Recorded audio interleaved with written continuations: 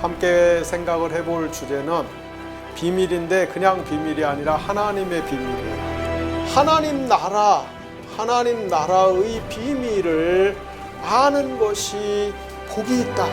하늘의 회의에 올라가서 하나님이 결정하시는 것을 보는 것. 구약의 신자들이 알지 못했다. 신약의 신자들만 알 수 있는 비밀. 그 얘기를 하는 거예요. 하나님의 나라가 지금 왔다.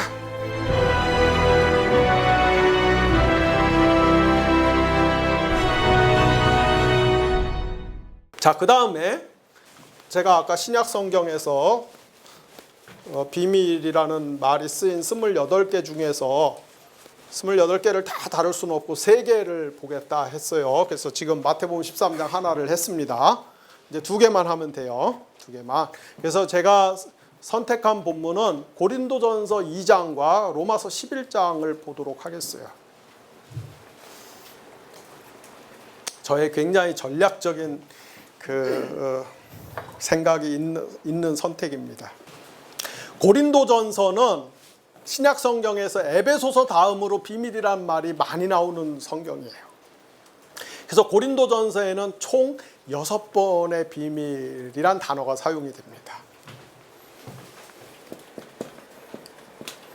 고린도전서에는 비밀이라는 단어가 6회 사용이 돼요. 6회. 그래서 고린도전서 2장 1절과 7절, 고린도전서 4장 1절, 13장 2절, 14장 2절, 15장 51절에 해서 전부 6번이 나옵니다.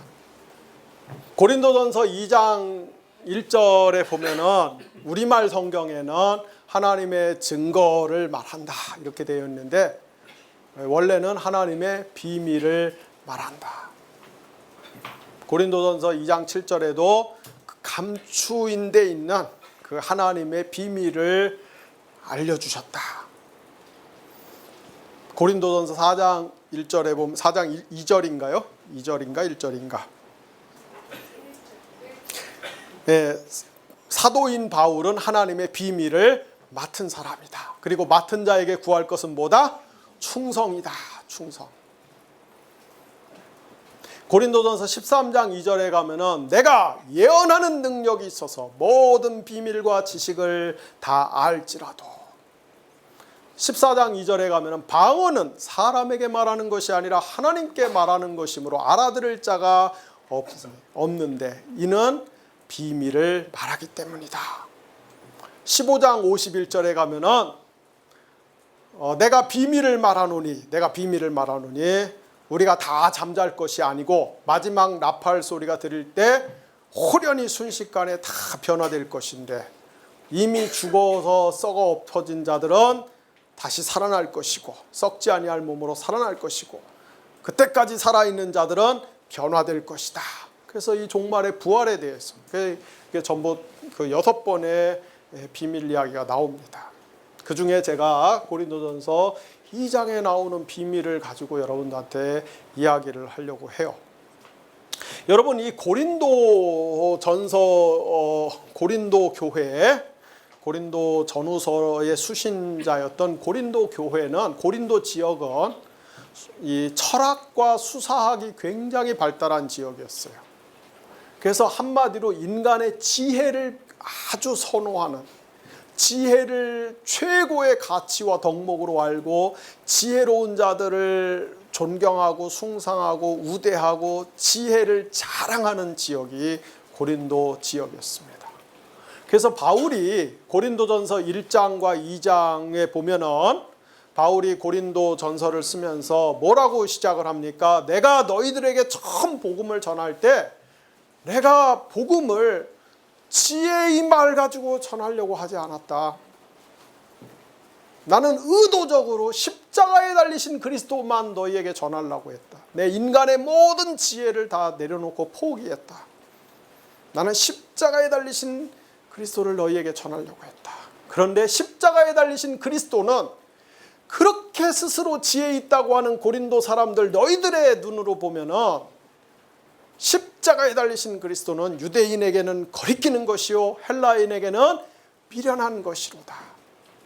그러나 성령을 받은 우리에게는 십자가에 달리신 그리스도가 하나님의 진짜 지혜이다. 십자가에 달리신 그리스도가 하나님의 진짜 지혜라는 것은 성령을 받아봐야만이 안다. 그 얘기를 막 강력하게 합니다. 여러분들이 고린도 전서를 읽으면서 특히 1장 20절 이하를 읽으면서 여러분들이 그 절대로 오남용을 해서는 안 될 것은, 바울이 고린도전서 1장 20절 이하에 보면은 형제들아 너희들을 부르심을 보라. 너희들 중에 인물 좋은 자가 없고 문벌 좋은 자가 없고 학벌 좋은 자가 없고 돈 있는 자가 없고 너희들 다 세상의 찌꺼기 같은 자들이 아니냐. 그러나 하나님이 너희들 같은 자를 부르셔서 세상에 저 힘세고 가진 자들을 부끄럽게 하지 않았느냐.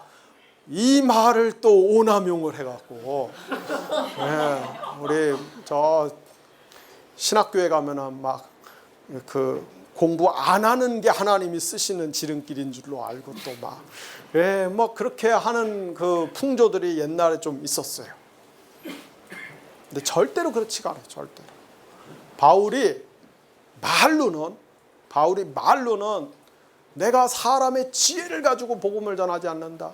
내가 지혜를 의도적으로 멀리하고 배격한다.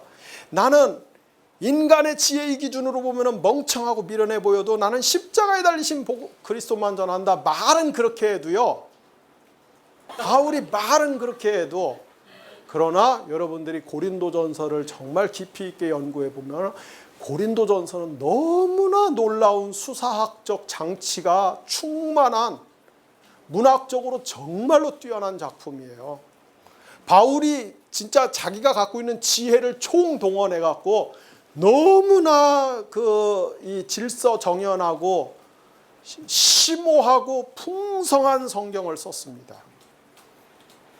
그걸 모르고서는 바울이 형제들아 너희를 부르심을 바라봐 했다고 그래갖고 또 공부 안 하고 막 이러면 안 돼요. 바울이 고린도전서에서 이 지혜를 자랑하는 헬라인들에게 나는 십자가의 그리스도만 전한다. 십자가에 달리신 그리스도가 하나님의 진짜 지혜다. 그러나 너희들의 눈에 봤을 때는 유대인에게는 거리끼는 것이고 헬라인에게는 미련한 것이고, 십자가는 정말 유대인들이 봤을 때는 거리끼는 거예요. 거리끼는 거. 이게 그 스캔들, 우리 요즘 그 지방선거에 나오신 어떤 정치인이 스캔들 때문에 그냥 고통을 당하고 있는데, 그 스캔들, 영어 스캔들이라는 말이 헬라어 이 스캔달로스, 거리낀다는 말에서 왔거든요. 유대인들이 봤을 때 왜 십자가가 거리끼는 겁니까? 왜 거리끼는 거예요? 신명기 21장 23절에 보면은, 신명기 21장 23절에 보면은 유명한 말씀이에요. 어떤 사람이 범죄하여서 네가 그를 죽여갖고 나무에 매달았거든. 그 다음에 뭐라 그럽니까? 무릇 나무에 매달린 자마다 하나님께 저주를 받은 자라. 바울도 갈라디아 3장 10절에서 그 신명기 말씀을 그대로 인용해서 이야기하거든요. 무릇 하나님께, 나무에 달린 자마다 하나님께 저주를 받은 자다. 예수가 어디서 죽었어요? 나무에 매달려서 죽었거든요. 나무에. 그러니까 하나님께 저주받은 거예요. 근데 그게 메시아라는 거야, 지금 그리스도인들이. 유대인들한테는 그게 거리끼는 거죠. 아니, 하나님께 저주받아 죽은 사람이 어떻게 메시아란 말이냐. 더군다나 구약에서 이 메시아는 정복자, 승리자로 오는데, 이 십자가에서 죽은 예수는 너무나 그 비참한 패배자거든요. 범죄자거든요. 그러니까 안 믿어지는 거죠. 거침돌이 되는 거죠. 그 헬라인들은 신이 인간이 된다는 것도 받아들일 수 없거니와, 신이 죽는다는 것은 이게 그리스 사람들은 이게 그들의 통념과 개념으로는 이게 받아들여지지가 않는 거예요. 그래서 그런 사람들의 눈으로 보면은 십자가에 달리신 예수가 구원자라는 건 정말 말도 안 되는 미련한 이야기예요. 엉터리 이야기예요. 엉터리. 궤변도 그런 궤변이 없어요. 그런데 바울은 십자가에 달리신 예수가 하나님의 지혜다. 지혜. 계속 그 얘기를 하는 거예요. 하나님의 지혜다.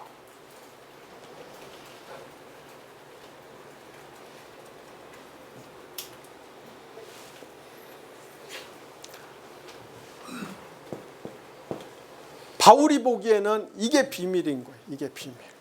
세상 사람들에게는 예수가 구원자가 아닌데, 그런데 십자가에 달리신 예수가 우리를 위한 구원자라는 거, 이게 비밀이라는 거. 이게 비밀. 어떻게 이게 비밀이 될 것인가?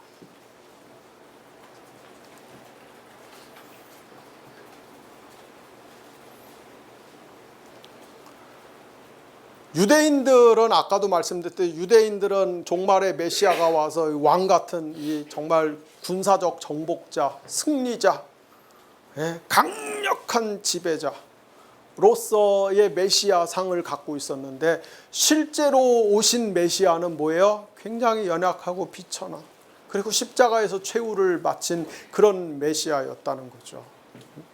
너무나 유대인들의 기대와 소망과 실제 메시아의 괴리와 간격이 너무나 큽니다. 너무나 커.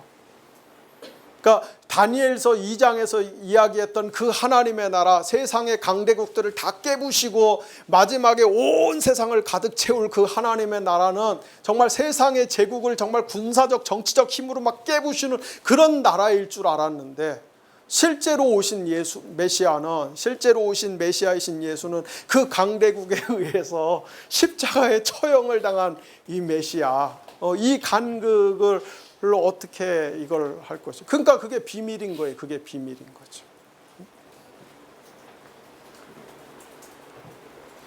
여러분, 이 세상에 우리가 죄가 있잖아요. 죄.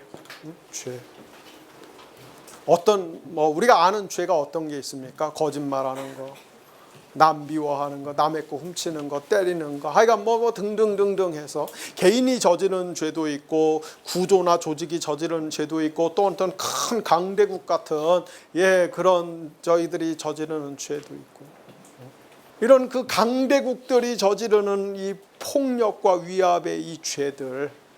근데 여러분, 이게 다 죄예요, 죄. 수많은 죄들인데, 사실은 이 모든 그런 죄들은 현상적인 죄죠. 현상적 죄. 나타나는 죄, 눈에 보이는 죄들이죠.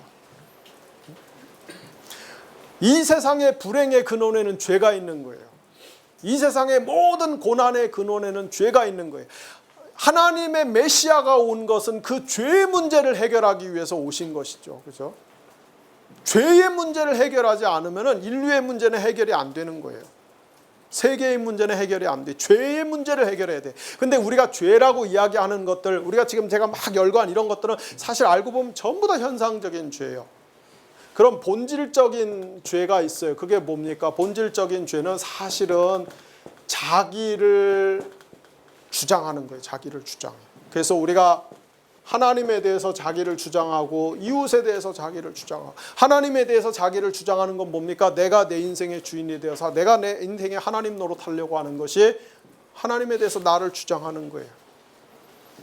이웃에 대해서 내가 나를 주장하는 건 뭡니까? 내가 내 이웃 위에서 군림하고 이웃을 착취하고 이웃을 내 욕망과 이익과 필요에 의해서 내가 부려먹고 굴려먹고 이용해먹고, 그리고 이용 가치가 떨어지면 버리고, 이게 다 자기를 주장하는 거예요.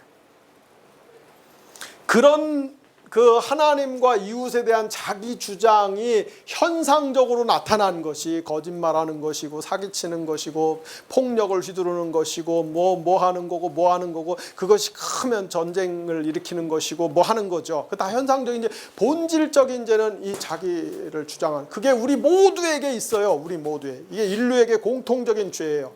이 죄의 문제를 해결하지 않으면 우리 인간과 세계는 구원받을 수 없어요. 그래서 하나님이 보내신 진짜 메시아는 이 본질적인 죄를 해결하기 위해서 오신 거예요. 그런데 본질적인 죄를 해결하기 위해서 오신 메시아는 그래서 자기를 주장할 줄 모르는 존재여야 돼요. 자기를 주장할. 하나님에 대해서 자기를 주장할 줄 몰라야 돼요.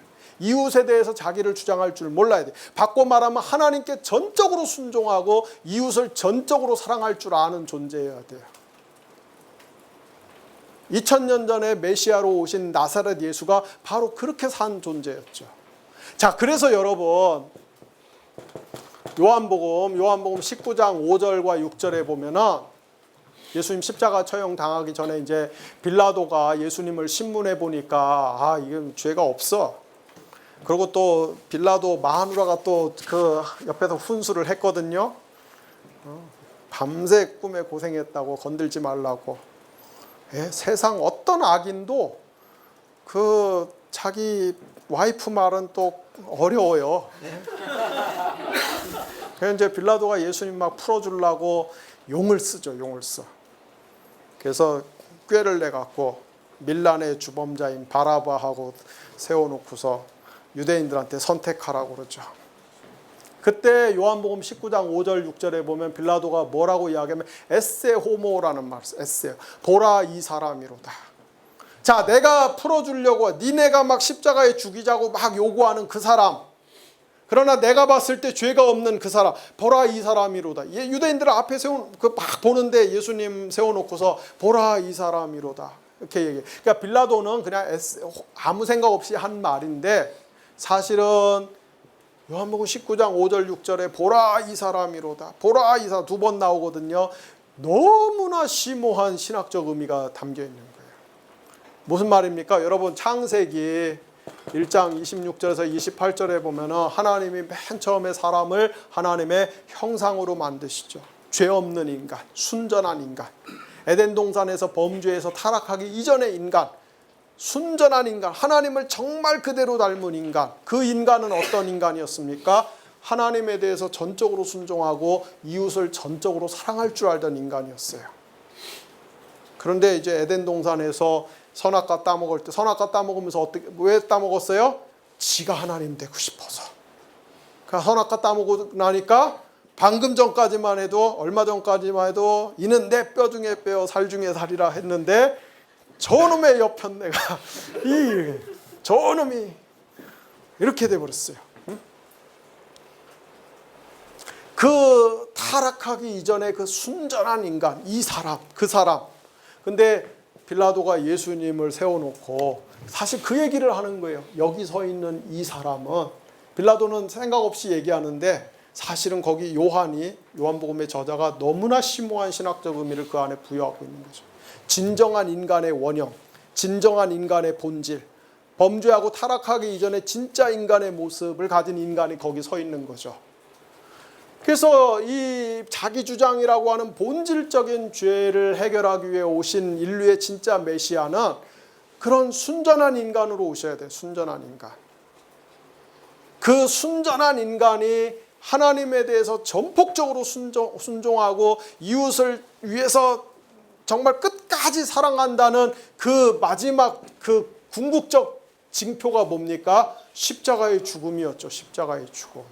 그래서 구약에서의 그 이스라엘이 기대했던 메시아상, 예수님 시대에 유대인들이 기대했던 메시아상은 다니엘 2장에 나오는 그 제국을 다 때려부시고 세워지는 그 정치적 군사적인 하나님의 나라를 꿈꿨지만은 실제로 오신 메시아는 어떤 메시아? 십자가에서 자기를 내어주면서까지 하나님께 순종하고 인류를 사랑한 진정한 그 하나님의 본질로서의 인간성을 갖고 있는 그 메시아. 예. 그래서 이게 세상 사람들은 알 수가 없는 거예요, 이거를. 그래서 비밀이에요, 비밀. 근데 우리는 십자가에 달리신 메시아가 우리를 위한 진짜 구원자라는 걸 우리는 알 수 있어. 알게 되었어. 어떻게 알게 되었습니까? 하나님의 깊은 비밀을 통달하시는 성령님이 저와 여러분에게 그걸 가르쳐 주셨기 때문에. 그렇죠? 그래서 고린도전서 2장에서 계속 바울이 그 얘기하잖아요. 성령을 받아야만이. 성령은 하나님의 깊은 것을 통달하기 때문에 성령을 받으면은 이 십자가에 달리신 메시아가 하나님이 우리를 위해서 예비하신 구원자라는 하나님의 진짜 지혜라는 사실을 알 수 있구나. 인간의 지혜가 도달할 수 없는, 인간의 지혜가 포착하고 파악할 수 없는 하나님의 진짜 지혜가 예수의 십자가 사건에 있구나. 그걸 성령을 통해서 알 수 있다. 이 얘기를 바울이 계속해요. 이게 이제 고린도전서 2장에 나오는 비밀입니다. 그 자세한 거는 여러분들이 성경을 읽어보시고 또 뭐 비례책에도 나오고 고린도전서 주석들을 보시면은 알 수가 있어요.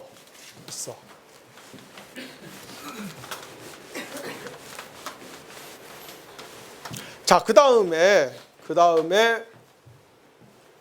사실 지금 제가 그 고린도전서하고 연관져서 굉장히 중요한 얘기들을 해야 되는데 시간 때문에.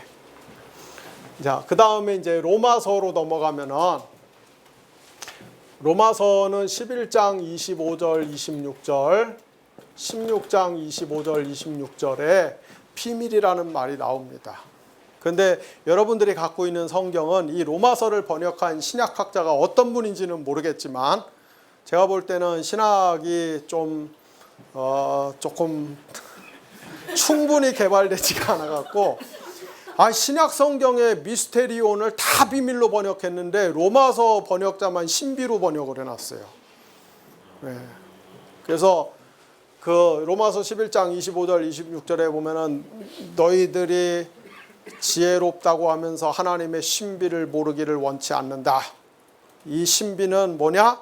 이방인의 충만한 수가 찰 때까지 유대인들이 완악하게 된 것이다. 그리하여 온 이스라엘이 구원을 받을 것이다. 이게 신비로 번역해놨어요. 근데 비밀이에요, 비밀. 이 비밀을, 그 비밀의 내용이 뭐냐? 이방인의 충만한 수가 찰 때까지 유대인들이 완악하게 돼. 그러나 나중에 온 유대인들이, 온 이스라엘이 구원을 받는다.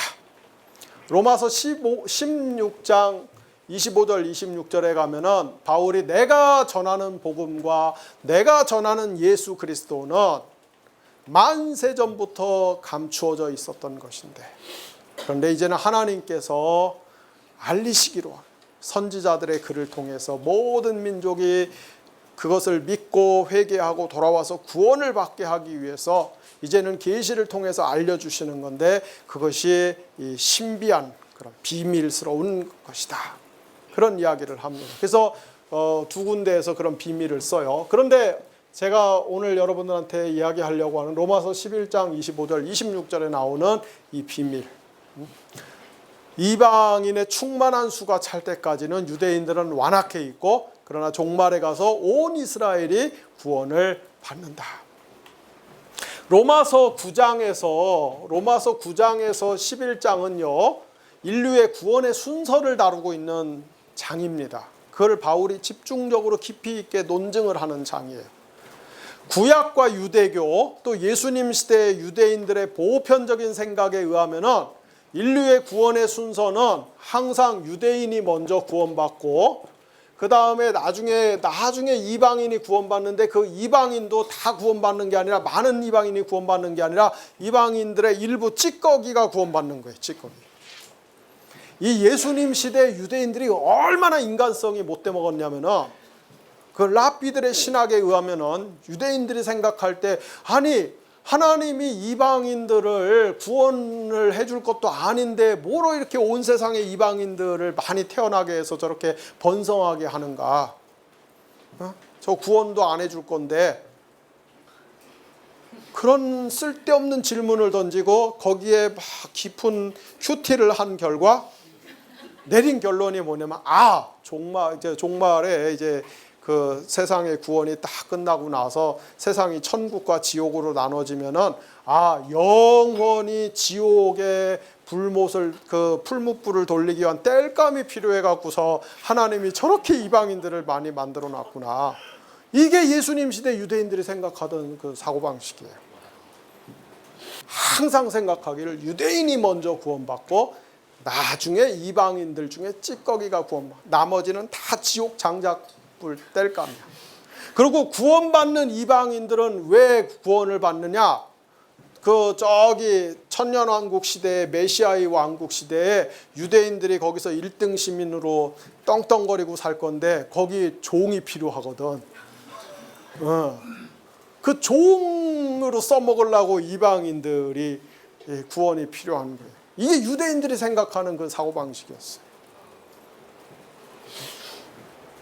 그래서 이런 선교의 순서를 가장 잘 보여주는 성경 구절이 바로 여러분이 그렇게 좋아하는 사도행전 1장 8절. 오직 성령이 임하시면은 예루살렘과 유다와 사마리아와 땅 끝까지 이르러 복음이 전파되리라. 이게 아주 유대적인 사고방식인 거죠. 그런데 바울은 로마서 9장에서 11장에서 특별히 11장 25절 26절에서 이거를 완전히 뒤집어 엎어갖고서 이방인이 먼저 구원받고 그 다음에 나중에 종말에 유대인이 구원받는다 이렇게 뒤집어 버려요. 아주 막 혁명적인 발언을 합니다. 바울이 어떤 사람이 원래는 아주 완고한 그 바리새 신학자거든요. 유대교 신학자거든요. 그러니까 이 순서에 그냥 아주 철두철미한 사람인데 그 바울이 아니야 이방인이 먼저 구원받고 유대인이 나중에 구원받아 이걸 완전히 이상한 이야기를 하는 거예요. 그래서 로마서 11장 25절 26절에서 이방인의 충만한 수가 찰 때까지는 유대인들은 오히려 완악하게 돼서 우둔하게 돼서 복음을 들어도 알지를 못해. 그러니까 자꾸 메시아를 대적해 거부해.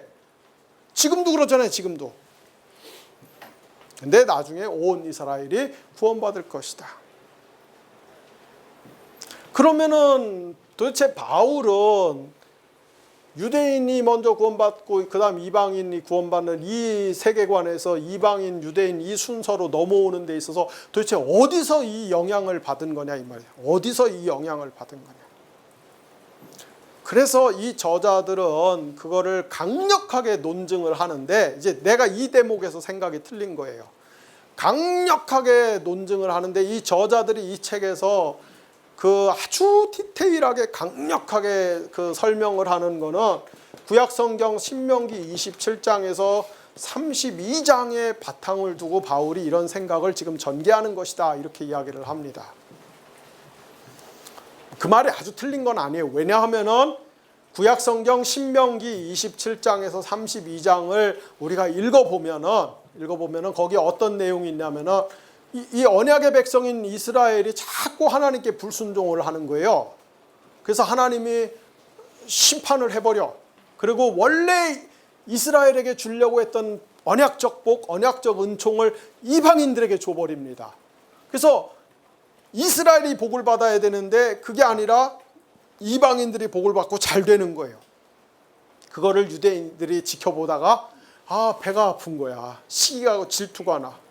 그래서 나중에 야 안 되겠다. 우리도 빨리 하나님께 회개하고 돌아가서 우리도 하나님께 복 받아야 되겠다. 이렇게 된다. 그 내용이 실제로 신명기 27장에서 32장에 나옵니다. 그게 바울이 얘기한 거하고 굉장히 일치를 해요. 또 실제로 로마서 11장에 보면은 바울이 신명기 29장에 있는 이야기 내용들을 일부 인용을 하기도 해요. 그래서 아주 틀린 것은 아니다. 빌하고 글레드는 아주 그냥 100% 여기서 왔다 이야기를 하는데 제가 볼 때는 일부 맞는 이야기지만은 전적으로 거기서 왔다고 볼 수는 없다. 네. 지금부터 이제 내 얘기를 하려고 그래요.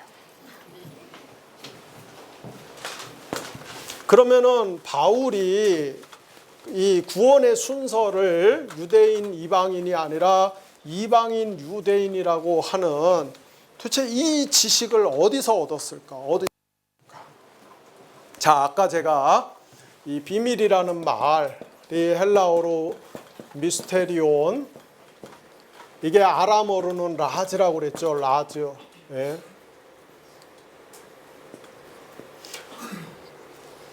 그런데 사실은 이제 이 저자들이 아람어 라지에서 미스테리온이 왔다 이 얘기. 그러니까 다니엘서의 그 구약 성경을 헬라어로 쓴 70인역 성경에 보면은 그 다니엘서에 나오는 모든 미스테리온을 다 라즈로 번역을 했거든요. 라즈를 미스테리온으로 번역을 했거든요. 그래서 이제 라즈에서 미스테리온이 왔다 그 얘기를 하는데 사실은 이 아람어보다 한 걸음 더 나가야 돼요. 왜? 성경은 아람어로 쓰여지기 이전에 히브리어로 쓰여졌기 때문에. 구약에 히브리어가 있고 그 다음 바벨론 포로 이후에 아람어로 쓰여졌고 신약시대에 와서 헬라어로 쓰여진 거기 때문에 히브리어까지 가야 돼요. 히브리어까지 가면은 사실은 소드라고 하는 히브리어 소드라고 하는 단어가 미스테리온 라즈의 더 근원적인 어근이에요. 어휘예요. 히브리어 소드가 무슨 뜻이냐면은 구약의 예언자들이 하나님의 천상의 회의에 올라가서 하나님이 천상의 회의에서 결정하시는 내용들을 보는 것 혹은 그 천상의 회의 자체를 소드라고 불러요. 전문 용어예요. 그래서 여러분들 성경의 가장 대표적인 말씀 하나를 제가 소개를 하면은 예를 들어서 열왕기상 22장 19절 이하를 여러분이 보시면은 열왕기상 22장 19절 이게 무슨 맥락이냐면은 구약의 가장 패역하고 그 가장 못돼 먹은 왕 이스라엘의 왕 누가 있어요? 아하 그죠? 아합이 아주 못돼 먹었어요. 그래서 하나님이 눈엣 가시야 저놈이. 저놈을 그냥 확 없애고 싶은데 어떻게 하면 더 효과적으로 제거할 수 있을까? 그래서 하나님이 천상의 회의를 소집을 하죠. 천사들 이렇게 대표 천사들 다 모여놓고 하나님의 회의를 소집해서 저 우상 숭배 저 강포하고 포악한 저 독재자 저놈을 저거 어떻게 없앨 수 있겠냐? 그랬더니 막 천사들이 돌아가면서 손들고 이제 의견을 내요. 이렇게 하면 어떨까요? 저렇게 하면 어떻게 막 하는데 그 중에 한 천사가 기가 막힌 꾀를 내죠. 그 꾀의 내용이 뭐냐면은 내가 거짓말하는 영이 되어서 이스라엘의 선지자들의 입에 들어가서 거짓 예언을 하겠습니다. 하나님 들어보니까 그 괜찮은 내용이야. 아이디어가 좋아. 바로 실행. 이렇게 돼요. 그때 하늘에서는 그런 일이 벌어졌는데 땅에서는 무슨 일이 일어나냐면은 이 이제 여기 우리가 아람 오늘날의 시리아가 북쪽에 있고 그 다음에 북이스라엘이 있고 남유다가 있잖아요. 남유다. 이 북이스라엘을 다스리던 임금이 아합이고 남유다를 다스리던 임금이 여호사밧인데 아합이 아람의 길르앗 라못이라고 하는 전략적 요충지가 있는데 이거 뺏고 싶은데 이거 전쟁에서 뺏고 싶은데 혼자 힘으로 역부족이니까 여호사밧을 끌어들여요. 그래서 우리 저 군사적 동맹 맺어갖고 아람하고 한판 붙어서 저기 길르앗 라못을 되찾아오자. 근데 여호사밧이 그때 무슨 요구를 하냐면은 이 전쟁이 하나님의 뜻에 합치한지 안 한지 하나님께 기도해서 알아보고 하자. 그렇게 하니까 할 수 없이 아합은 그거 하기 싫은데 저 동맹국도 임금이 하자니까 그래서 그 북이스라엘의 선지자들을 다 불러 모읍니다. 그래서 하나님께 기도해 보라고 그래요. 그때 선지자들이 예언자들이 기도해 보고 뭐라고 왕이시여 이 전쟁은 100% 이깁니다. 우리가 기도했더니 하나님이 길르앗 라못을 다 되찾게 해줘. 이 전쟁 100% 이깁니다. 그래서 아합이 여호사밧한테 거 보라고 기도해보나마나 이건 길조라고. 그런데 여호사밧이 여기 있는 예언자들 말고 또 없냐고. 그렇게 해서 불려온 예언자가 미가야예요. 미가야라는 예언자가 와서 뭐라고 이야기하냐면은 가서 마음껏 싸우고 승리하십시오. 그러나 내가 볼 때는 당신은 전쟁터에 나가면 죽어. 아주 재수 없는 말을 해요. 원래 이 미가야는 아주 재수 밥맛으로 찍혀 있는 예언자다. 항상 그런 식으로 얘기하니까. 그래서 아니 전쟁터에 나가서 죽는다는 근거가 뭐냐 했을 때 미가야가 열왕기상 22장 19절 이하에서 자기가 하늘에 올라가서 천상회의를 봤는데 하나님이 천사들을 불러놓고서 아합을 어떻게 하면 죽일까 하는데 한 천사가 거짓말하는 영이 되어서 이스라엘의 예언자들에게 들어가서 거짓 예언을 하게 해서 당신을 전쟁터로 꼬드겨내서 전쟁터에서 죽일 것이다.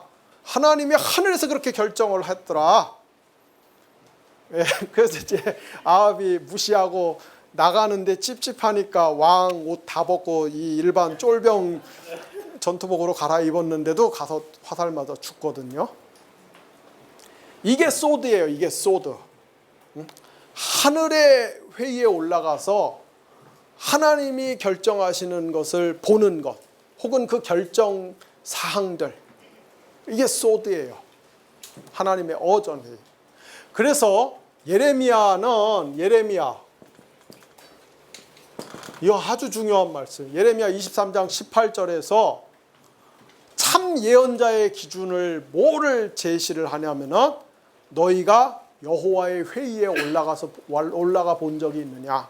너희가 하늘 회의에 참관한 적이 있느냐? 이걸 제시를 해요. 여기서 굉장히 재밌는 거는 그 열왕기상 22장 19절 이하에서 미가야가 자기가 하늘 회의에 올라가서 아합이 죽게 된 것을 봤다고 하니까 그 미가야의 막 뺨을 때리면서 야 너만 선지자냐? 나도 진짜 선지자다. 내가 기도해 보니까 하나님이 너하고 딴 얘기 하더라. 그 미가야를 핍박한 예언자의 이름이 시드기야예요. 시드기야. 그런데 예레미야에도 가서 보면은 예레미야가 뭐예요? 바벨론이 막 침공해 들어올 때 예레미야가 뭐라고 예언을 합니까? 항복해라. 항복하는 길만이 살 길이다. 아주 이거 매국노 같은 얘기를 해요. 그 예레미야 엄청 미움받았죠. 엄청 고독하고 외로웠죠. 막 감옥에 갇히고. 다른 예언자들은 다 뭐라고 예언했냐면은 우리가 기도해 보니까 하나님이 바벨론 저건 상대도 안 된다고 그랬다고. 하나님이 바벨론 다 물리치게 해주신다고. 승리를 주실 거라. 그래갖고 엄청난 대제국의 재앙이 몰려오고 있는데도 이스라엘 안에서는 거짓 예언자들이 거짓 예언을 하고 있으니까 계속해서 뭐가 평안이다 평안이다 평안이다 평안이다 재앙이 몰려오고 있는데 그래서 예레미야가 그 대목에서 얘기하는 거예요. 너희 예언자들이 하나님의 회의에 올라가서 봤냐? 나는 하나님의 회의에 가서 봤다. 항복 안 하면 망한다 죽는다. 그때 예레미야를 막 때리고 핍박했던 그 거짓 예언자의 대표 이름도 시드기야예요. 재밌게.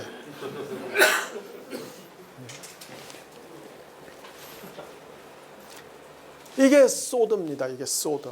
자, 그런데 구약 성경에서 이 소드 하나님의 어전 회의와 관계돼서 가장 중요한 성경 본문이 어디냐면은 사실은 이사야서 6장입니다. 이사야서 6장. 여러분이 너무나 잘 알면서도 그 의미를 너무나 모르는 이사야서 6장.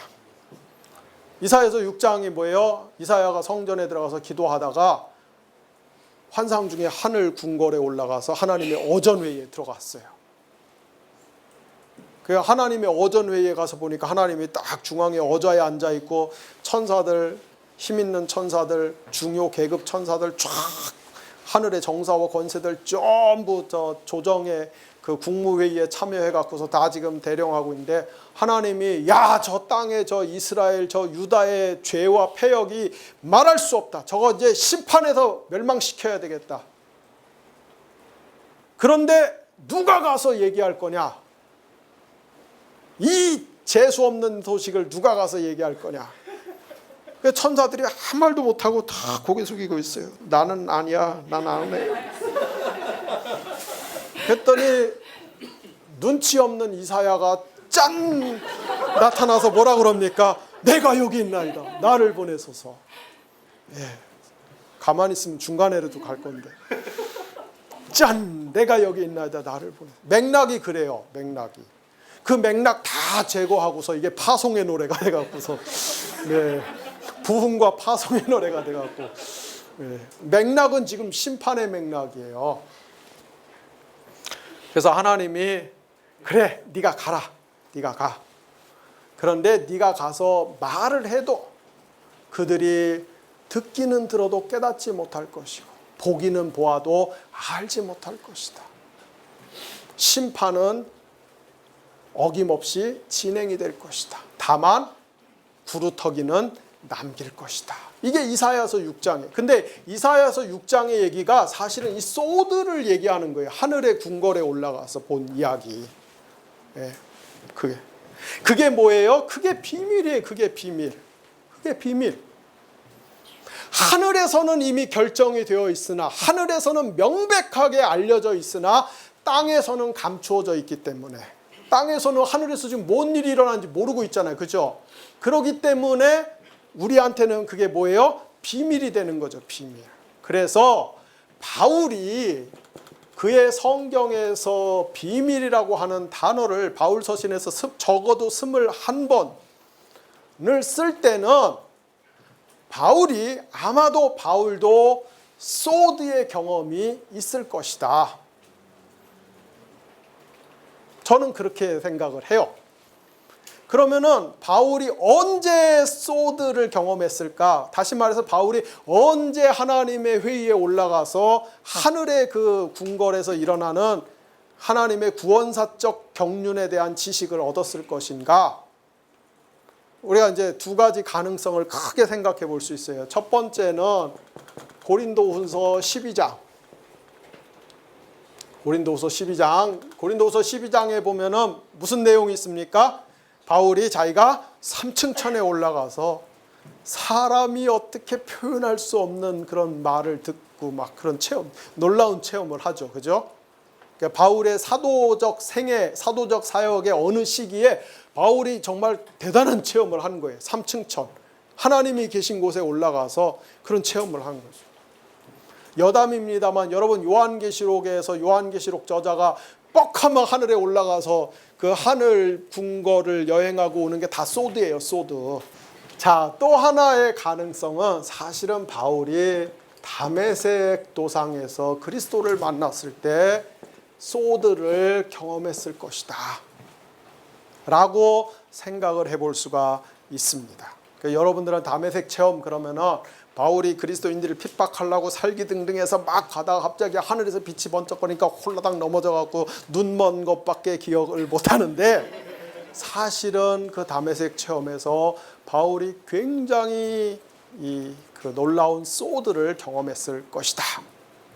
어떻게 알 수 있느냐? 어떻게? 자, 제가 여러분 이사야서 6장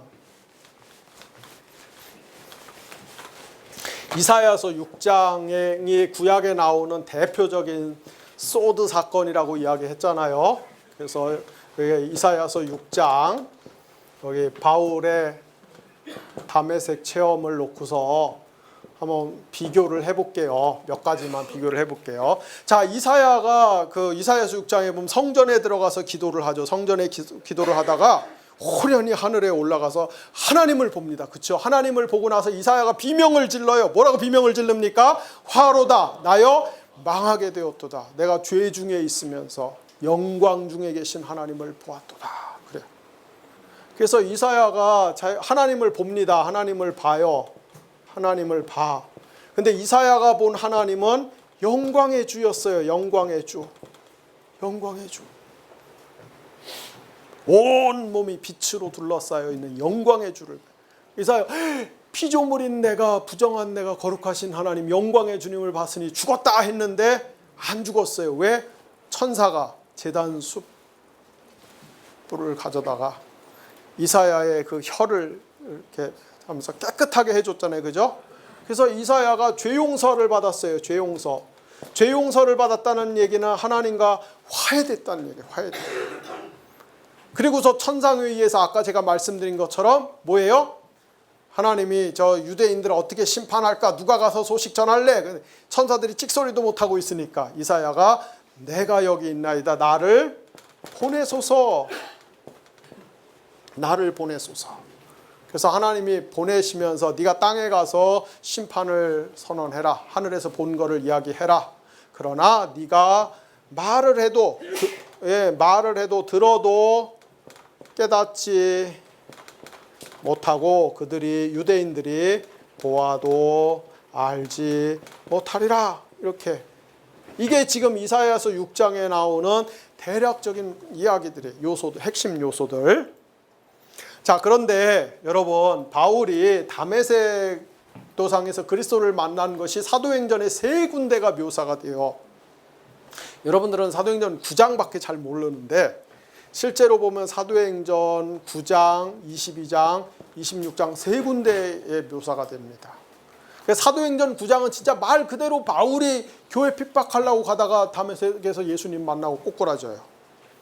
아나니아가 와서 기도해 주니까 눈에서 비늘 같은 것이 떨어지면서 성령이 충만해져서 그래서 바울이 아라비아에 가서 3년 동안 돛 닦은 게 아니라 지난번에 내가 성령론 강연 때 얘기했죠. 어떻게 했어요? 바로 나가서 하나님 나라의 복음을 전파를 합니다. 아라비아 뭐 이딴 얘기 성경을 쓸데없이 심오하게 만들어서 그 사이비 은혜를 끼치는 것들. 바울 그렇지 않아서 바로 복음을 전해. 그 다음에 22장에는 바울이 이제 예루살렘 선교여행 다 마치고 예루살렘에 올라와서 체포되는데 그 로마 군인들과 자기를 죽이려고 하는 성난 유대인들 앞에서 다메섹 체험을 한 번 더 얘기를 해요. 내가 옛날에는 너희들보다 더 열심당이었어. 나도 그리스도인들 잡아 죽이는 건 둘째가라면 서러운 사람이었어. 그러나 내가 다메섹 도상에서 예수님 만나고 내가 그리스도인 된 거야 얘기를 해요. 그리고 이제 26장에 이게 이제 중요한데 26장에 가서 헤롯 아그리빠와 그 로마의 총독 베스도 앞에서 바울이 자기 변론을 해요. 로마로 압송되기 전에 이제 자기 변론을 하는데 그때 다메섹 체험을 한 번 더 얘기를 합니다. 그런데 9장과 22장에는 전혀 안 나오는 새로운 단어가 26장에 등장을 해요. 그게 뭐냐면 26장 16절에 보면은 이런 표현이 있어요. 바울이 다메섹 도상에서 하늘에서 비치는 빛을 보고서 그냥 꼬꾸라졌는데 그때 하늘에서 음성이 들리기를 바울아 네 발로 일어서서 서라. 그리하여서 네가 나를 본 것과 내가 네게 나타난 것을 증인이 되어야 된다. 증언을 해야 된다. 이 얘기가 등장을 해요. 뭐가 등장한다고요? 네가 나를 본 것과 본 것에 대해서 증거를 하라고 그래요. 그래서 바울은 고린도전서 9장 1절에 보면은 뭐라고 자기의 사도직을 바울이 고린도 교회가 바울을 굉장히 괴롭히고 공격한 것이 바울의 이 사도직이었어요. 저 사도가 아니야. 사도라면은 잘생겼어야지. 키도 커야지. 바울처럼 155cm. 머리는 대머리에. 그럼 또 요새는 또 그런 거 차별 그러니까. 어쨌든 뭐 매부리 코에 그 다음에 눈이 병이 있어갖고서 눈도 제대로 못 뜨고 말도 어눌하고 어떻게 저런 게 사도냐? 사도라면은 김요한만큼은 생겨야지.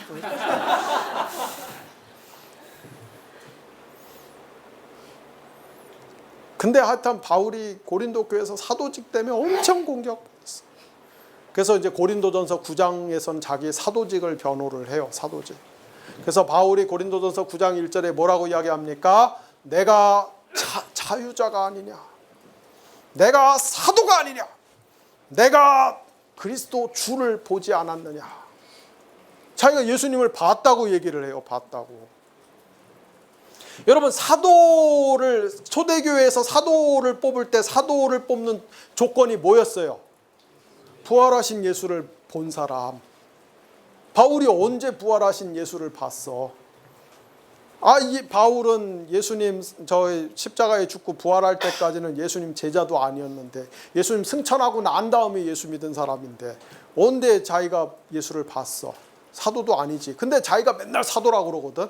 그리고 자기가 예수를 봤대요. 부활하신 예수를 봤. 고린도전서 9장 1절에서 내가 주를 보지 않았느냐? 어디서 본 거예요? 다메섹에서 보는 거예요. 다메섹에서. 그래서 사도행전 26장 16절에서는 바울아 일어나라. 일어서서 네가 나를 본 것에 대해서 증언을 해야 된다. 이제. 그게 뭐예요? 이사야서 6장에서 이사야가 하늘 궁전에 올라가서 소드를 경험하면서 제일 먼저 뭘 봤어요? 하나님을 봤거든. 하나님을 봤어. 근데 바울도 다메섹에서 그리스도를 봤어요. 하나님을 봤어. 바울은 항상 자신의 서신에서 이 부활하신 예수님을 묘사할 때 부활하신 예수님을 영광의 주님으로 표현해요. 십자가에 못 박혀 죽으신 영광의 주님. 그리고 신약의 저자들 중에서 요한 1서에 딱 한 번 나오는 경우를 제외하고는 신약의 저자들 중에서 죄 용서, 하나님의 십자가의 은혜로 죄 용서 받은 것을 하나님과 화해했다, 화목했다라는 신학적 개념으로 쓰는 저자는 바울밖에 없어요. 바울 서신에만 화해 혹은 화목이라는 단어가 나와요. 요한 1서에 딱 한 군데 나오는 거 제외하고는. 바울이 그 다메섹에서 예수님 만나기 전에 어떤 사람이었어요? 하나님하고 원수된 사람 아니에요. 그리스도하고 원수된 사람이었잖아요. 교회를 막 잔해하던 사람 아닙니까? 예수 믿는 사람들 잡아중에 직성이 풀리는 사람 아니었어요? 하나님하고 원수됐어. 그런데 하나님이 다메섹 도상에서 바울을 용서하고 바울과 화해했어요. 그래서 바울이 그 은혜를 경험했기 때문에 자기의 서신에서 항상 죄 용서의 은혜를 화해의 개념으로 표현해요. 아까도 얘기했지만 바울은 사도가 아니에요. 기준에 의하면은 여러분 사도 이 아포스톨로스 사도의 뜻이 뭡니까? 보냄 받은 자죠. 사도가 대단한 자, 그냥 보냄 받은 자예요. 그리스도의 보냄 받은 자. 사도. 바울이 자기가 사도가 아니냐? 사도 보냄 받은 자란 뜻입니다. 뭐예요? 이사야가 뭐라고 이야기합니까? 나를 보내소서. 그리고 여러분 마지막으로 여러분이 사도행전을 읽어보시면은 바울이 굉장히 전략적 선교를 하는데 중요 도시마다 다니면서 전략적 선교를 하여 거점 선교를 하는데 바울이 굉장히 큰 도시에 가서 중요 도시에 가서 선교를 할 때 항상 제일 먼저 어디에 가냐면은 아주 그냥 패턴이에요. 패턴. 제일 먼저 유대인의 회당부터 가요. 유대인 회당부터. 회당 예배에 딱 참석해. 그 앞에 딱 앉아 있다가 제일 먼저 예배 시간에 가서 앉아 있다가 이제 유대인 회당 예배가 어떻게 되냐면은 회당장이 나와서 그날 읽을 성경 두루마기 펴갖고서 성경 본문 하나 딱 읽고 여기 앉아 있는 사람들 중에서 이 본문을 가지고 설교할 사람 있으면 나와서 하세요. 그러면은 바울이 촥 그냥 손살같이 나가서 자기가 설교를 해. 그래서 그 본문을 가지고 그 구약에서 이런 본문이 있는데 사실 이것이 십자가에서 죽으신 예수를 뜻하는 본문이라고. 예수가 진짜 메시아라고. 막 이렇게. 그러면서 하나님이 유대인 구원하고 그 다음에 나중에 찌꺼기로 이방인 구원하는 게 아니라 이방인을 하나님이 먼저 구원하시기로 왔다고 막 이런 설교를 해요. 그러면은 회당에 앉아있던 유대인들이 막 승질을 내고 막 저놈 죽여라 막 그래. 막 바울한테 역정을 내요. 그런데 유대교에 개종을 해갖고서 유대교 신자가 된 이방인들이 늘 자기는 회당에서 2등 시민 취급받으니까 마음에 그 울분이 있던 그런 그 의례 감정을 가지고 있던 그 이방인이 바울이 와서 막 그런 설교를 하니까 기분이 막 너무 좋아갖고 회당 예배가 끝나면은 그 이방인들이 바울을 자기 집으로 데리고 와갖고서 아까 회당에서 했던 얘기를 더 자세하게 해달라고. 그래갖고 바울이 그 이방인들만 곶감 뽑아 먹듯이 전도를 해요. 아주 교활한 인간이에요, 바울이. 아니, 사도행전을 봐요. 항상 그 패턴이야, 항상 그 패턴. 왜 그러냐면은 여러분 이게 나사렛 예수가 하나님의 구원자라는 사실을 전도를 하려면은 구약 창세기에서부터 시작해 갖고서 이게 차근차근 설명해 갖고 와야 되는데 어느 세월에 그거를 하고 있어요. 어느 세월에. 자기 바울은 막 지금 그 자기 생애에 예수님 재림이 될 줄로 알고 온 세상을 돌아다니면서 전도를 해 갖고서 그러려고 마음을 먹고 있는데, 그래서 한 도시에 가서 뭐 짧으면 3주, 뭐 길어야 몇 달 이렇게밖에 안 있어요. 온 세계를 다 돌아다녀야 되기 때문에. 근데 언제 이 창세기서부터 이걸 시작을 해? 근데 유대인의 회당에 가면은 그 유대교로 개종한 이방인들, 이 사람들이 유대교를 오래 믿으면서 구약에 이미 정통해 있거든요. 그러니까 구약 그냥 깔아놓고 시작하는 거야. 바울이 이렇게 교활해요. 그래서 아주 꽃감 뽑아먹듯이 이방인들을 탁탁 빼먹어. 근데 항상 유대인들은 막 바울한테 적개심을 표현하고 바울을 죽이려고 그러고 바울을 막 내쫓습니다. 그래서 바울이 유대인들에게 쫓겨서 도망가면서 신발에서 먼지를 털면서 항상 바울이 무슨 말을 합니까? 이사야서 6장 9절에서 10절에 있는 이 말씀, 너희가 듣기는 들어도 깨닫지 못할 것이고 보기는 보아도 알지 못할 것이고, 꼭 이 말을 하고 가요, 사도행전에서. 그래서 이사야서 6장에 나오는 이사야의 소드 체험과 바울의 이 체험, 이 신학적인가 정확하게 일치를 합니다. 무슨 말입니까? 바울이 다메섹 체험에서, 우리가 사도행전 9장 22장만 봤을 때는 그냥 바울이 벌라당 넘어져 있다가 엎혀가고서 아나니아한테 안수받고 일어난 것 같지만은 실제로 그 짧은 기간 동안에 바울이 하늘의 어전회의에 가서 소드를 체험했을 가능성이 굉장히 높다. 굉장히 높다. 그래서 바울이 그래서 소드를 경험했기 때문에 이제 자기 성경에서 비밀이라는 말을 자주 쓰는 거예요. 비밀. 소드가 비밀이니까. 그런데 바울이 하늘의 회의에 올라가서 본 그 비밀의 내용이 어떤 내용이었어요? 그 구약에서 유대인들이 생각한 메시아는 군사적 정복자, 정치적인 왕, 세상 제국들을 똑같은 무력적인 폭력적인 방법으로 굴복시키고서 하나님의 나라를 세우는 그런 메시아라고 유대인들은 다 그렇게 생각했는데, 바울도 개종 이전에는 그런 신학을 갖고 있었는데, 그런데 하늘의 회의에 올라가서 하나님의 그 비밀을 보니까 그게 아닌 거야. 하나님이 하늘에서 작정하신 구원의 방법은 메시아가 고난받는 메시아고 십자가에 죽는 메시아고. 왜요? 하나님의 구원은 아까 제가 설명드린 것처럼 인간의 모든 죄를 현상적으로 해결하는 게 아니라 본질적으로 해결을 해야 되는데, 그 본질적인 해결은 자기를 주장할 줄 모르는 그 메시아의 희생적 죽음을 통해서만 가능하다 이 말이에요. 가능해요. 그래서 이 하나님의 나라가, 여러분, 하나님의 나라가 어떻게 오느냐, 어떻게 와?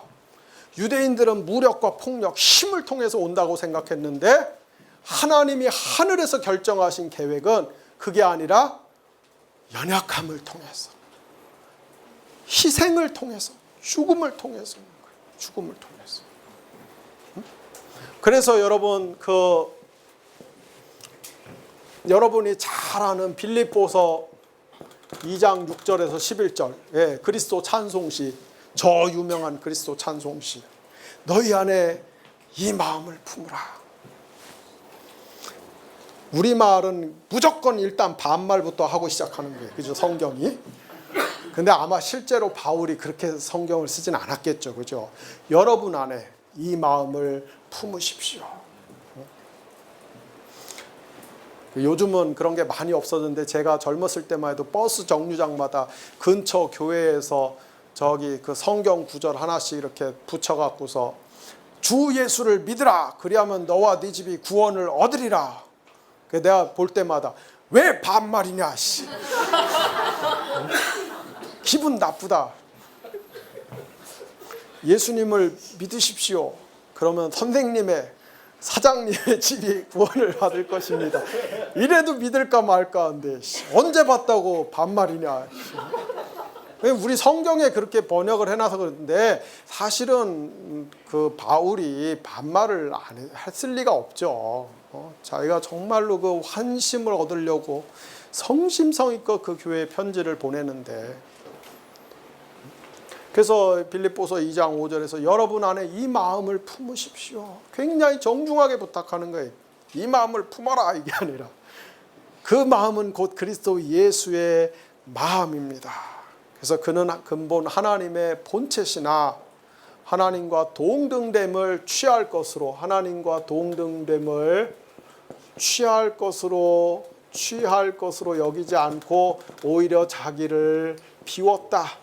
그래서 종과 같은 사람의 형체를 입고 십자가에서 죽었다. 근데 하나님이 그를 다시 부활시키셨다. 그래서 승천하셔서 이제는 모든 혀가, 모든 무릎이 그리스도에게 무릎 꿇고 모든 혀가 그리스도를 주님이라고 고백하게 했다. 이게 지금 그 빌립보서 그 찬송시의 내용이죠. 그런데 예수님은 자신의 공생의 사역에서 이것을 어떻게 놀랍게 극화, 연극을 통해서, 드라마를 통해서 얼마나 놀랍게 이거를 그대로 묘사하냐면은 요한복음 13장 1절에서 13장에 나오는 여러분 세족식 장면에 보면은 예수님이 갑자기 제자들 앞에서 무릎을 꿇고 제자들 발을 씻기는데, 유대인들은 선생이 제자의 발을 씻기는 것은 고사하고 같은 유대인들끼리 발 씻기는 것도 법적으로 금지되어 있어요. 발은 노예들이 씻기는 거기 때문에 유대인들은 자유인이기 때문에 절대로 다른 사람의 발을 씻겨주면 안 돼요. 근데 예수님이 제자들의 발을 씻겨줘요. 근데 이 세족식 장면에 보면 어떻게 되어 있습니까? 예수님이 딱 발 씻기려고 자리에서 일어나서 옷을 벗어요. 옷을 벗어. 이게 뭐예요? 자기를 비우는 거야. 그리고 가서 무릎을 꿇고 발을 씻겨요. 발을 씻김. 이게 뭐예요? 종이 하는 거거든. 종이. 그 다음에 발 다 씻기고 나니까 다시 자리에 돌아가서 원래 자리 복귀해서 다시 옷을 입어요. 옷을 입어. 그리고 나서 제자들한테 뭐라고 그래요? 내가 주와 선생이 되어서 너희들의 발을 씻겼으니 너희들도 서로 발을 씻겨라. 내가 주님과 선생이지만 너희들의 발을 씻기지 않았냐. 그래서 사실은 예수님이 신성의 옷을 벗고 종의 형체를 지니고 인간이 되어서 십자가에 죽으시고 다시 부활하셔서 승천하셔서 신성의 옷을 입으신 것이고, 그래서 모든 피조물 앞에 피조물 위에 주님이 되신 거예요. 주님이. 깊은 신학적 의미가 있어요. 깊은 신학적 의미. 이런 신학적 의미를 모르니까 가끔 교회에서 이벤트가 필요하고 그러니까 가서 이제 우리가 세족식 한번 할까 물론 그 행사가 나쁜 건 아닌데, 그런 교회에서 일회성으로 소모되는 이벤트 행사를 위해서 주어진 말씀이 아니에요. 예수님의 윤리적인 교훈을 위해서 주어진 말씀이 아니라 신학적인, 이 기독론적인 본질적인 의미가 이 안에 담겨 있는 겁니다. 그래서 유대인들이 알던 메시아는 정복자, 승리자, 군림하는 왕. 그러나 실제로 하나님이 하늘에서 결정하신 메시아는 우리를 위하여 고난당하시는 메시아. 그래서 우리 인간의 현상적 죄가 아니라 본질적 죄를 해결하시는 메시아. 이거는 그 예수님의 수세 장면에서도 그대로 나타나죠. 예수님의 수세 장면에서 예수님이 세례 요한한테 세례 받을 때, 그 예수님 세례 요한에게 세례 받을 때 하늘에서 소리가 나서 무슨 소리가 들렸어요? 이는 내 사랑하는 아들이요. 내 사랑하는 아들. 내 아들이요. 내 기뻐하는 자다. 사랑하는 아들은 시편 2편 7절에서 왔고 기뻐하는 자는 이사야서 49장 1절 이하에서 온 거예요. 시편 2편 7절에 보면은 하나님의 아들이 임금이 되는 거예요. 임금이 돼. 이사야서 42장에서 53장, 특별히 49장에는 고난받는 종의 노래라고 해서 이 하나님의 언약의 종이 고난을 당하는 거예요. 고난을. 그래서 예수님의 그 세례 장면에서 하늘에서 예수님을 가리켜서 내 사랑하는 아들이요 내 기뻐하는 자라고 했을 때 이 말은 뭐냐면 예수님이 하나님의 아들로서 임금이 되는데, 임금, 온 세상의 주님, 온 세상의 임금이신데 그 임금이 되는 방법은 뭐예요? 고난을 통해서 되는 거예요. 십자가의 고난을 통해서. 이미 예수님의 세례 장면에서 그게 선포가 됐어요. 자, 그런데 여러분, 이 사랑하는 아들 이런 것 이제 제가 왜 뭐 몰라도 되는데, 몰라도 구원받는데 하나 진짜 없어요. 그런데 제가 굳이 지금 설명을 하는 거, 여기 지금 신학을 전공한 사람들, 목사님들을 위해서 하는 거예요. 이렇게 성경을 이렇게 자꾸 사색하는 훈련, 추론하고 논리적으로 연결하는 훈련. 큐티 이런 거 자꾸 하지 말고, 큐티. 큐티 같은 거 자꾸 하면은 안 하는 것보단 난데, 그 자꾸 큐티 같은 거 하면은 이 신학적인 머리가 개발이 안 되고 굉장히 단세포 같이 돼요. 그냥. 자꾸 특히 뭐 큐티집 이런데 재밌는 예화나 자꾸 보려고 그러고, 자꾸 단세포 같이 돼. 이 설교자들은 그런 연습을 하면 안 돼요. 신학적으로 자꾸 머리를 쓰는 연습을 해야지. 이 사랑하는 아들이다. 예수님 사랑하는 아들. 예수님이 하나님의 아들이에요. 하나님의 사랑하는 아들.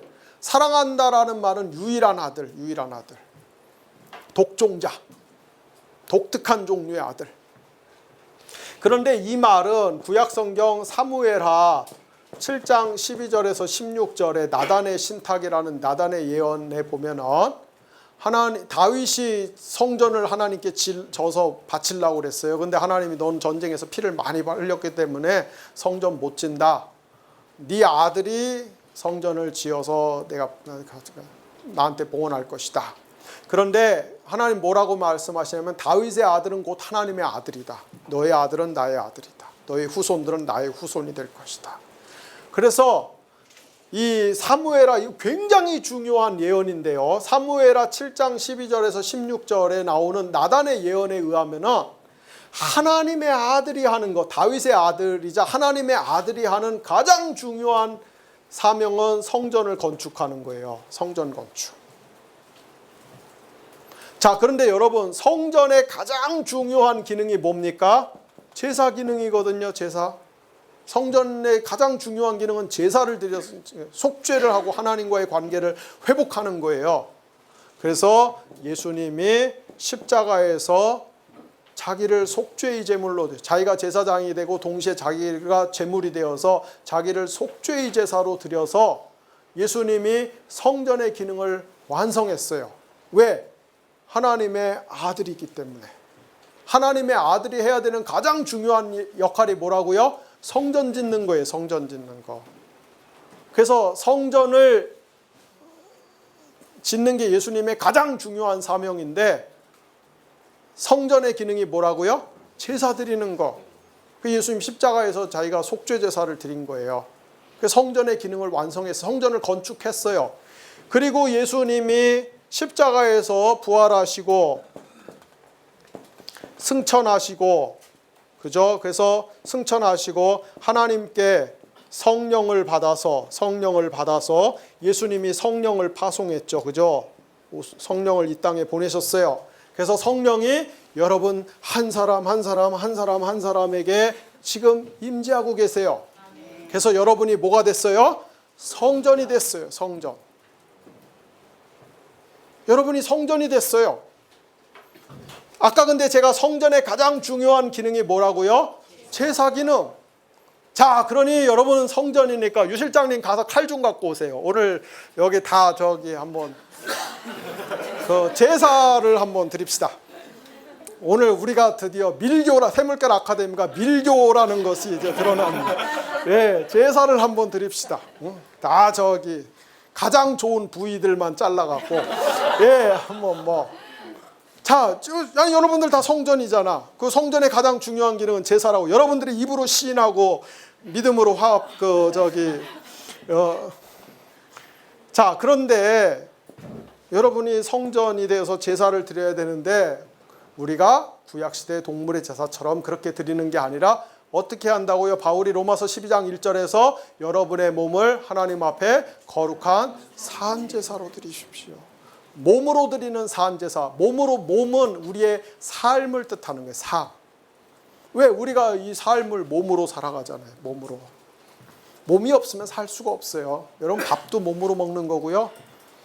여러분 일도 몸으로 하는 거고요. 사랑도 몸으로 하는 거고요. 돈도 몸으로 버는 거고요. 여러분들 다 우리가 하는 일은 몸으로 하는 거예요. 그래서 몸으로 하나님께 산제사를 드리라는 말은 우리의 삶 전부로 하나님 앞에 산제사를 드려라. 왜요? 여러분들이 뭐기 때문에? 성전이기 때문에. 성전. 이게 여기서 오는 거거든요. 내 사랑하는 아들이다. 하나님의 아들이 해야 되는 중요한 사명은 성전을 짓는 거예요. 그래서 예수님은 정말로 자기가 십자가에서 죽으심으로 제사의 기능을 완성해서 성전의 역할을 완수하셨어요. 그리고 부활하고 승천하셔서 성령을 우리에게 보내셔서 우리를 다 성전으로 만들어 주셨어요. 그리고 여러분은 성전으로서 이제 몸으로 산제사를 드리는 거예요. 바로 그렇기 때문에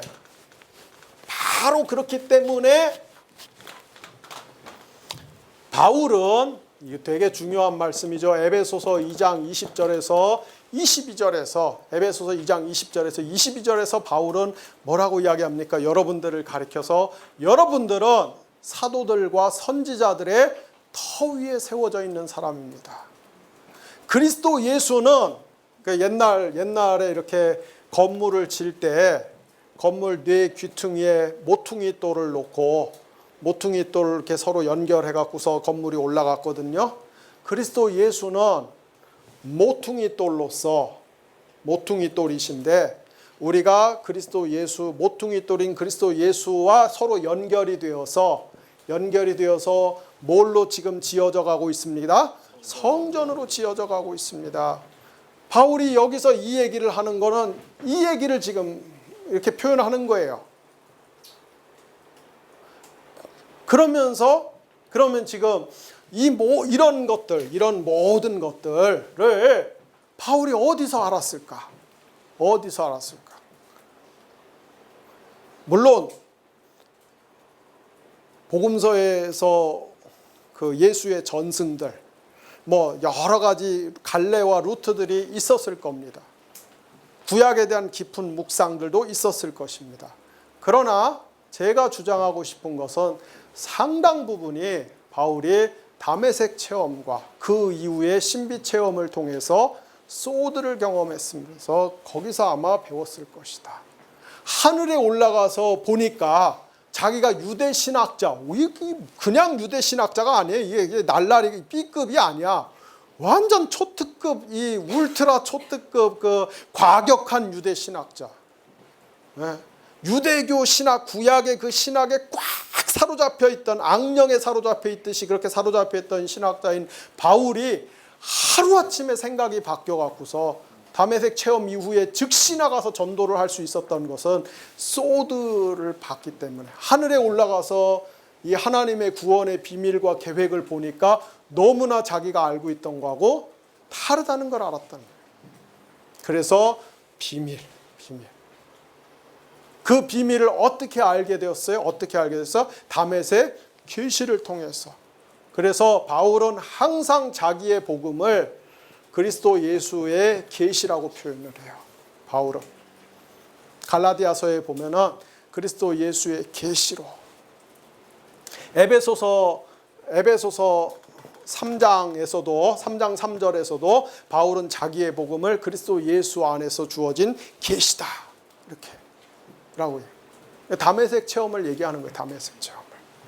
물론 다메섹 체험을 통해서 한 번에 완벽하게 완성이 되지는 않았겠지만 그 이후에 이 예수의 어록전승, 구약에 대한 묵상, 공부, 또 신비 체험에 대한 여러 가지 그런 그 경험들, 또 그 선교지에서 실제로 겪는 문제들과 이런 거 다 종합해서 영향을 미쳤겠지만 그 근본 뿌리는 이 그 다메섹 체험에서 온 거예요. 다메섹 체험에서. 제가 볼 때는 그래요. 그리고 그 다메섹 체험을 통해서 받은 소드의 내용 중에 하나가 거기에 포함되는 게 뭐냐면은 아까 제가 말씀드렸듯이 로마서 11장에 나와 있는 구원의 순서. 구원의 순서가 뭐였어요? 유대인들은 유대인 다음에 이방인. 그런데 바울이 이게 하늘의 어전회의에 올라가서 보니까 그게 아니라 이방인이 먼저 구원받고 이방인의 충만한 수가 차면은 그때 유대인들이 회개하고 돌아오는. 그래서 온 이스라엘이 구원받는다는 것은 저 유대인들이 한 명 다 구원받는다는 얘기가 아니라, 예. 우리가 저 한국 사람들은 전부 다 김치 좋아해요. 그럴 때 쓰는 말이에요. 그러니까 한국 사람들 중에 김치 안 좋아하는 사람들이 있어요. 그렇죠? 요즘 젊은 애들 김치 안 좋아해요. 예. 그러나 한국 사람들을 그냥 통째로 통칭하는, 예, 그런 의미. 이런 것도 다 다메섹에서 경험을 했을 것이다. 경험을. 네. 마이크가 빨리 끝나라고 지금. 자, 5분만 하고 마치겠습니다. 그래서 이런 그 구조, 제가 이제 기본적인 베이스만 여러분들한테 가르쳐 드렸고, 여러분들이 이것을 바탕으로 해서 실제로 이제 책을 읽어보시면 돼요. 실제로 책을 읽어보시면은 훨씬 더 잘 이해가 되시고, 그 이제 공부하시는데 더 이렇게 수월하시고 재미도 붙이실 거라고 생각을 합니다. 제가 그 개인적으로 드리고 싶은 말씀은 사실은 이런 신학책 하나 만드는 게 정말 힘들어요. 예, 뭐 일반 조그만 얇은 재밌는 이런 책들에 비해서 몇십 곱절의 품이 들면서도 수익은 몇십 분의 1도 안 나오는 거예요. 그 다음에 뭐 만들어도 뭐 진짜 팔리지도 않고, 이 산 분들도 다 이게 그 소장 장서용이에요. 네. 신학책 사갖고 읽었다는 사람을 내가 많이 못 봤어요. 네. 아니 신학책을 사서 읽었으면 한국교회 강단이 날마다 새로워지고 있겠죠. 그냥 하도 답답해서 이런 강의를 하는 거예요. 아, 책만 만들어서는 안 되겠구나. 설명을 해줘야 되겠구나. 설명을. 네. 돈도 안 받으면서. 이 얼마나 바보 같은 짓을 내가 하고 있는 거예요. 그죠? 이런 얘기를 들을 때 막 눈물을 툭툭 흘리셔야 이게 진정한 그리스도인의 모습입니다. 네. 자, 바울은 이 얘기만 이제 하고 마칩시다. 아까 제가 얘기했듯이 고린도전서 4장 1절에서 뭐라고 이야기하냐면은 사도인 바울은 하나님의 비밀을 맡은 자다. 그리고 맡은 자에게 구할 것은 뭐다? 충성이다. 충성. 그 다음에 갈라디아가 아니고 이제 갈 시간이 되니까 자꾸 갈라디아가 나와요. 골로새서 4장 2절 3절, 에베소서 6장 18절 20절에서 바울이 교회를 이 골로새 교회와 에베소 교회에게 간곡하게 자기를 위해서 기도해 달라고 부탁을 합니다. 사실 이게 쉽지 않아요. 네. 여러분, 교인이 목사한테 기도해 주세요 이 말은 쉽게 나와도 목사가 교인한테 저 위해서 기도해 주세요 이 말 사실 쉽지 않습니다. 네. 아, 목사의 곤조가 있지. 사도가 이 연약한 교회를 향해서 자기를 위해서 기도해 달라. 빌립보서에 보면 심지어 바울이 로마 감옥에서 그 처형을 앞두고 있으면서 사형 집행을 앞두고 있으면서도 바울이 뭐라고 이야기하냐면 내가 풀려날 것을 믿는다. 풀려날 것을 믿는다. 그 이유가 뭐냐? 너희들의 기도가 있기 때문에 성령의 도우심으로 내가 풀려날 것을 믿는다. 아, 바울이 참 겸손해요. 교활하기도 한데 겸손하기도 해요. 자, 골로새서 4장 2절 3절에 에베소서 6장 18절 20절에서 바울이 무슨 기도를 부탁합니까? 자기가 복음의 비밀을 담대하게 전할 수 있도록 기도해달라. 고린도전서 4장 1절에서는 그 바울이 자기가 하나님의 복음의 비밀을 맡은 사람이다 이렇게 이야기하고, 나한테 필요한 것은 충성이다. 그 다음에 골로새서와 에베소서에서는 내가 이 복음의 비밀을 내가 아무 것에도 두려워하지 않고 아무 것에도 얽매이지 않고 구애받지 않고 내가 이 복음의 비밀을 전파할 수 있도록 나를 위해서 기도해달라 이렇게 이야기해요. 여러분, 이 이야기가 바울만의 이야기가 아니에요. 사실은 우리 모두에게 주신 하나님의 소명이고 우리 모두가 하나님 앞에 고백해야 될 내용들입니다. 우리가 기도해야 되는 가장 중요한 것, 우리가 서로 기도를 부탁해야 되는 가장 중요한 것, 우리 인생의 가장 중요한 그 목표가 뭡니까? 하나님이 우리에게 알려주신 이 복음의 비밀을 우리가 때를 얻든지 못 얻든지 전파하기 위해서, 그리고 그 복음의 비밀을 전파하기 위해서 충성할 수 있는 그 믿음과 인내와 능력을 달라고 우리가 기도해야 돼요. 기도해야 돼요. 오늘날의 교회가 이런 면에서 좀 많이 약해졌죠. 많이 약해졌어요. 다음 주 정도에 900페이지 신간이 하나 나오는데 한국교회 설교 역사라고, 그래서 우리 그 선교사들서부터 시작해서 생존 인물은 안 다루고 돌아가신 목사님들, 그래서 옥하름 하용조 목사님이 제일 끝머리예요.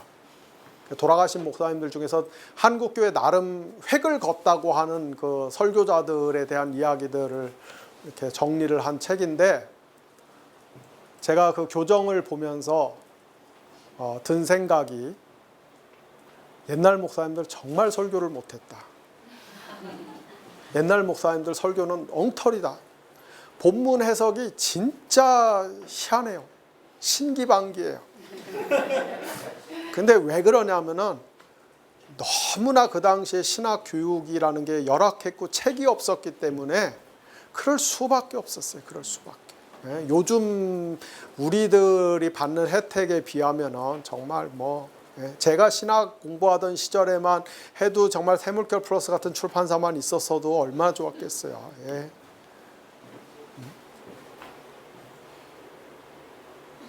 그런데 옛날 목사님들 성경 해석은 다 이상하고 어쩌고 뭐 할 수 있지만은 그 목사님들의 그 이야기들을 쭉 읽어보면은 정말 이 복음에 대한 열정, 하나님의 비밀에 대한 열정, 헌신, 희생, 이건 요즘의 이 목사들하고 신학도들은요, 죽었다 깨나도 쫓아갈 수 없는 거예요. 죽었다 깨나도. 설교 한 편 전하기 위해서 산에 올라가서 며칠씩 철야기도 하고 내려와서 설교 한 편. 옛날 목사님들은 그랬어요. 옛날. 그러니까 그냥 성경 해석은 좀 이상할지 몰라도 그런데 성령이 역사할 수밖에 없었어요. 요즘은 주석은 좀 읽는지 몰라도 주석 좀 읽고 알면은 페이스북에다가 나는 알았어, 니네는 모르지, 이딴 거 쓸 줄 알지 기도는 할 줄 모르거든요. 성령이 역사를 안 하는 거예요. 그래서 그 책이 나오면 담임 목사님들한테 다 선물을 하시기를 바랍니다.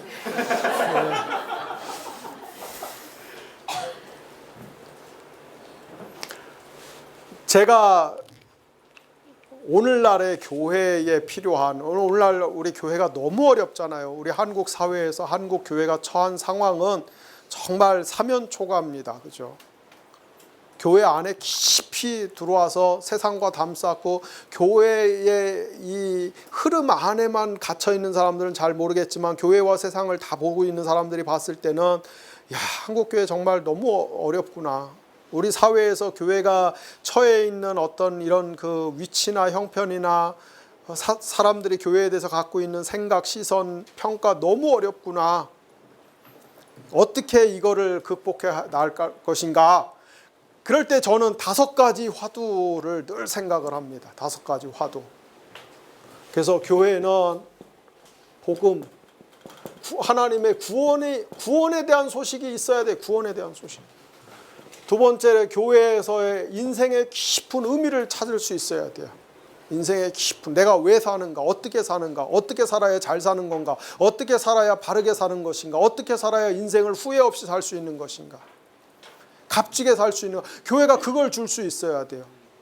세 번째로 교회는 치유와 위로가 나타나야 돼요. 여러분, 오늘날 한국 사람들이 얼마나 아픕니까? 마음과 병이 이 마음과 몸이 얼마나 병들었어요. 안 아픈 사람이 없어요.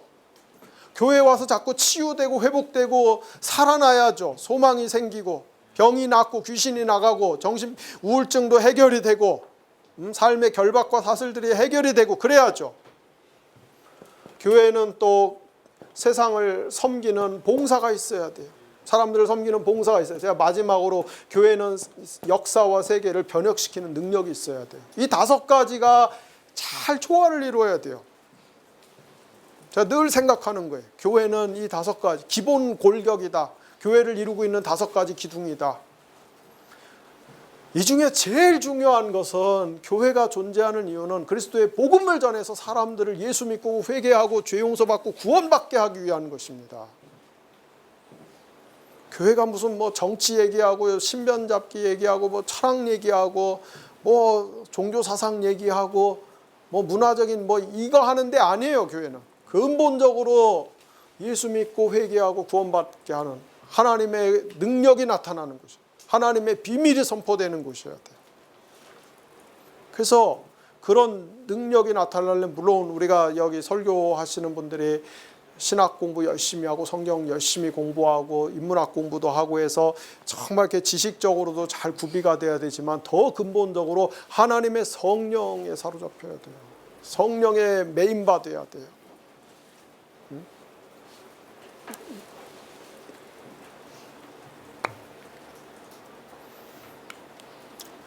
하나님의 그 능력이 올 때까지 그 자리에서 일어나지 않고 기도해야 돼요. 기도해야 돼요.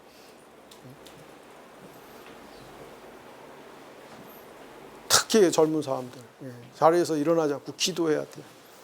하나님의 능력이 올 때까지. 그래야 한국교회 소망이 있지. 한국교회. 맡은 자에게 구할 것은 뭐다? 충성이다. 충성. 바울이 아마 고린도전서 4장 1절에서 그 충성이라는 단어를 쓸 때 바울이 염두에 두고 있었던 인물은 다니엘이었을 거예요. 다니엘과 세 친구, 풀무불 앞에 섰을 때도 충성하는 거, 풀무불에 던져졌을 때도 충성하는 거, 사자굴에 던져졌을 때도 충성하는 거. 네. 또 바울이 실제로 그렇게 살았고요. 바울이 실제로 그렇게 살았고, 그 바울의 고난의 목록을 보면 얼마나 정말 눈물 없이 읽을 수 없는 그런 거 아닙니까?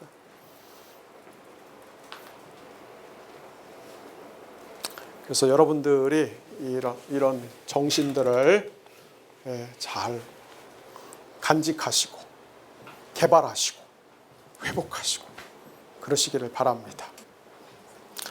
네, 고맙습니다.